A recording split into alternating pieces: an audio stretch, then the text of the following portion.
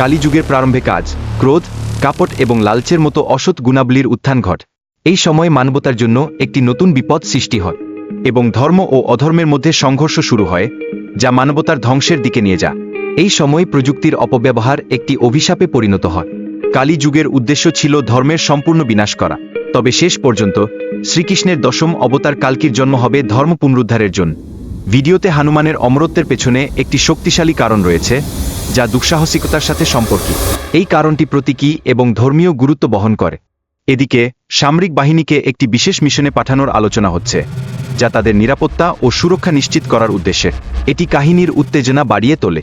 ভিডিওর সঙ্গীত দৃশ্যপটকে আরও গতিশীল ও আবেগময় করে তোলে, যা দর্শকদের মনোযোগ ধরে রাখতে সাহায্য করে। সঙ্গীতের ব্যবহার একটি গুরুত্বপূর্ণ শিল্পগত উপাদান।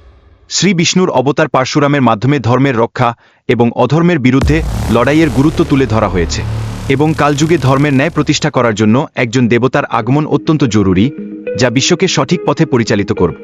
দেবতারা ধর্মের প্রতিষ্ঠা ও অধর্মের বিনাশের জন্য সময়ে সময়ে পৃথিবীতে আসেন, যা মানবতার জন্য আশীর্বাদ স্বরূপ।